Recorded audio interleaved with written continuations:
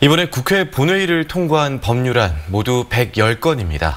이 중에는 지방세법 개정안, 정치자금법 개정안 등 눈여겨볼 만한 법안도 포함이 됐는데요.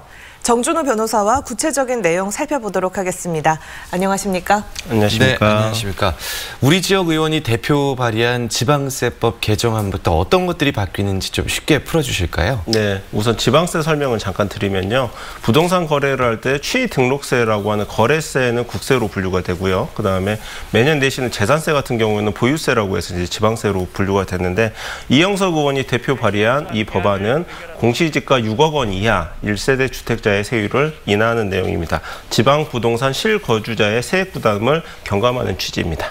네, 지방세법 개정안이 시행이 되면 혜택을 받는 사람들은 어떤 사람들인지, 또 우리 지역 부동산에도 영향을 미칠지도 궁금한데요. 네, 세율을 부과하는 기준은 이제 공시지가인데요. 공시지가가 작년에 비해서 매년 10% 이상씩 오르고 있다는 뉴스를 많이 보셨을 텐데요. 그만큼 세액이 늘어나다 보니까 부담을 많이 느껴하십니다. 그러다 보니까 지방세 같은 경우에 있어서는 지역 부동산 6억 원 이하의 공시지가에 대해서는 세율을 인하를 하는 내용은 분명히 이제 혜택이 있고요. 액수로 보면 6억 원 기준으로 약 한 18만 원 정도의 경감 효과가 있다고 하는데요.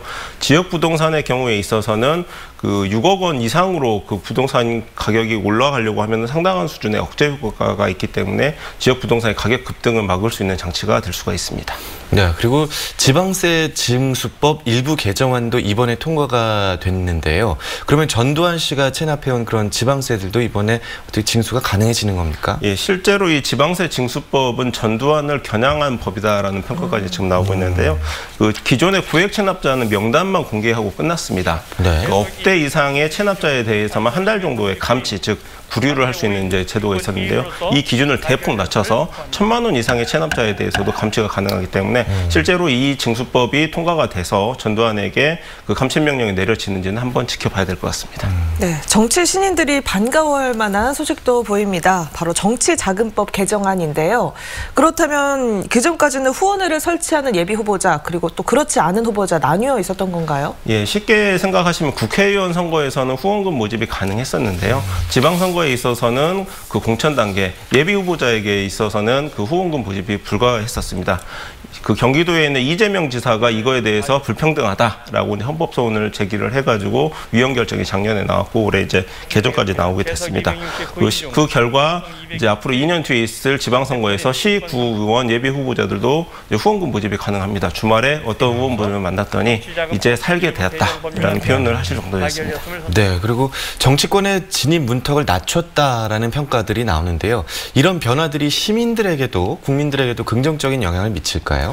지금 후원금을 보면은 지방선거 같은 경우에 구청장 선거를 기준으로 하면 법정 선거 비용이 한 1억 5천만 원 정도 되는데요. 그 절반 수준 7,500만 원 정도의 후원금 모집이 가능하기 때문에 그 정치 신인들 1억 원 이상이 있어야 출마 결심이 가능했던 사람들이 7천만 원 정도만 본인이 부담을 하고서도 출마가 가능해지는 그 효과가 발생을 하게 됩니다. 시민들에게 나타나는 효과는 이제 두 가지 정도로 나타날 수 있는데요. 네. 실질적으로 그 아주 좋은 후보들이 다수 출마를 하게 돼서 실질적인 투표권 행사가 가능하다는 점이 하나가 있고 그다음에 소액 후원금 기부를 통해서 투표권 이외의 정치적 의사 표현의 자유 방법이 한 가지 더 늘었다라고 생각을 하시면 될 것 같습니다. 네, 지금까지 본회의를 통과한 여러 법안들 가운데 눈여겨볼 만한 사안들 함께 살펴봤습니다. 오늘 말씀 잘 들었습니다. 고맙습니다. 감사합니다.